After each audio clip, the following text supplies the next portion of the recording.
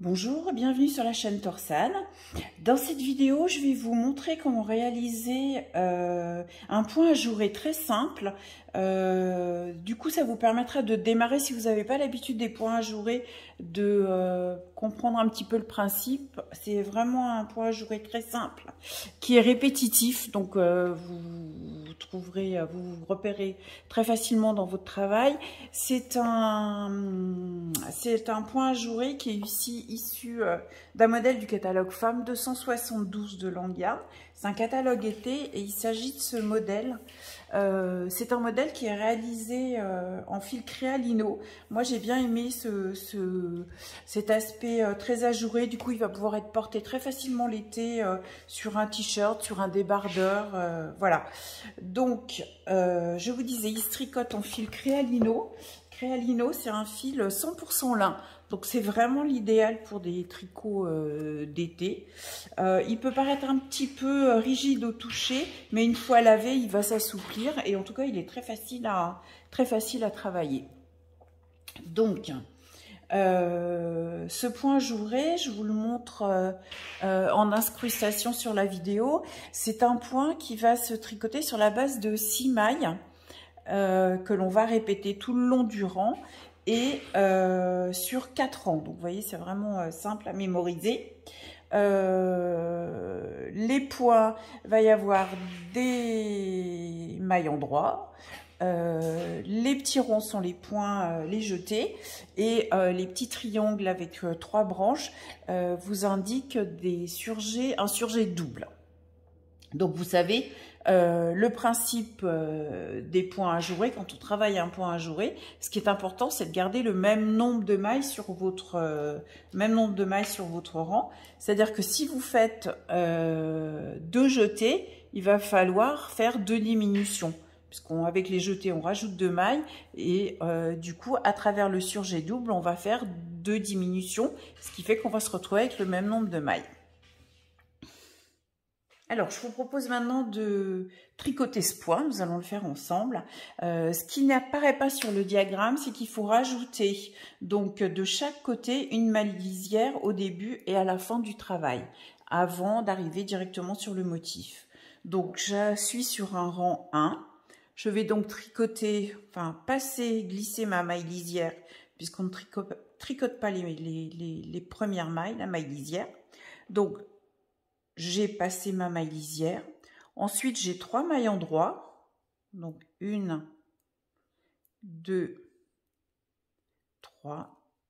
Et ensuite, on va faire un jeté et on va faire le surjet double. Pour faire le surjet double, donc le jeté, j'ai mon fil en bas, je le passe par-dessus l'aiguille comme si je l'avais tricoté en fait. Si j'avais tricoté la maille, j'aurais passé le fil en dessous et par-dessus. Donc là, je laisse mon aiguille libre et je passe le fil en dessous et par-dessus. Ensuite, je fais le surjet. Donc, je glisse la première maille et on va tricoter les 2 mailles suivantes ensemble à l'endroit. Voilà. Et ensuite, la première maille qu'on a glissée et qu'on n'a pas tricotée, je vais la passer par-dessus. Essayez de ne pas trop tirer pour pas vous faire des mailles trop lâches. Voilà, donc là, on a bien, au départ, on avait 3 mailles, on se retrouve plus qu'avec une seule maille sur l'aiguille. Donc, on a bien diminué, fait 2 diminutions et je rajoute un jeté, puisque j'en ai un avant et un après. Et ensuite, j'enchaîne avec, à nouveau, 3 mailles endroits, 1, 2, 3, et on recommence le petit motif. Donc, un jeté, je glisse, je tricote 2 mailles ensemble, je vais chercher la maille que j'ai glissée et sans trop la soulever, je la passe par-dessus les 2 mailles que je viens de tricoter ensemble et je n'oublie pas le deuxième jeté. Si vous oubliez les jetés, vous allez vous retrouver avec des mailles manquantes. Et donc, 1, 2, 3. Vous voyez, le motif est vraiment très répétitif. Du coup, c'est facile de s'en rappeler. Donc là, j'ai fait 3 mailles endroits. Je refais un jeté, un surjet, 2 mailles ensemble. Je passe par-dessus et un jeté. Là, je termine donc par bien 3 mailles en droit, plus ma maille lisière. Donc là, j'ai terminé un premier rang, le rang 1. Et sur le retour, c'est très simple, il suffit de tricoter toutes les mailles à l'envers. Donc là, c'est ma maille lisière, je la prends bien à l'envers, sans la tricoter. Et ensuite, je tricote les mailles à l'envers. Là, j'arrive sur un jeté, je le tricote à l'envers. Un jeté, je tricote à l'envers. En fait, on tricote tout à l'envers. Donc, en fait, si vous voulez vérifier en même temps, c'est vrai que sur un point comme ça, on n'arrête pas de compter jusqu'à 3. Mais vérifiez bien que vous avez bien un jeté, une maille, un jeté. Et après, 3 mailles envers. 1, 2, 3. Là, on tricote à l'envers. Un jeté, une maille, un jeté, 3 mailles envers et la maille lisière. Donc là, on a fait les rangs 1 et 2. Alors maintenant, on va faire le rang 3. Et le rang 3, il est un petit peu surprenant au début quand on n'a pas trop l'habitude parce qu'on va tout de suite, on va glisser la maille lisière et on va tout de suite attaquer avec notre trio, jeter. Je glisse une maille, je fais 2 mailles ensemble. La maille glissée, je la passe par-dessus et je refais un jeté. Donc le jeté, on repasse au-dessus, en dessous, au-dessus. C'est pas la peine de faire 2 tours, hein, sinon ça va être trop ajouré. Il suffit juste de passer en dessous et de reposer le fil par-dessus.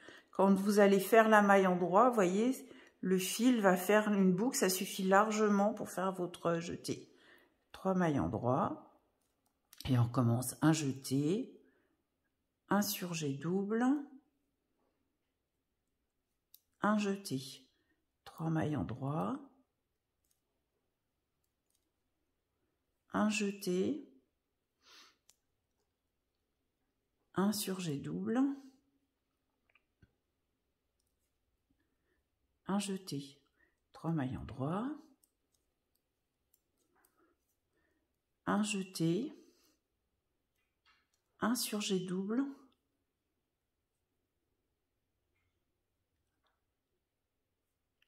un jeté, faut pas l'oublier, et la maille lisière pour terminer. Et là, comme tout à l'heure, sur le rang envers, on tricote tout à l'endroit. Tout à l'envers, pardon. On tricote tout à l'envers. Donc ma maille lisière, et tout de suite le jeté. Hop, qu'on tricote à l'envers. Voilà.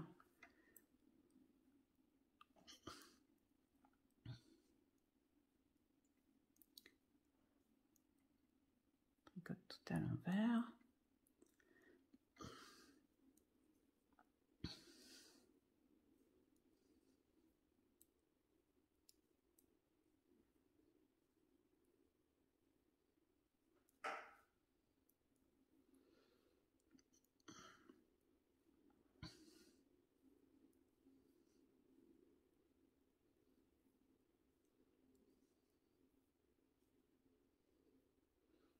Et je termine avec la maille lisière.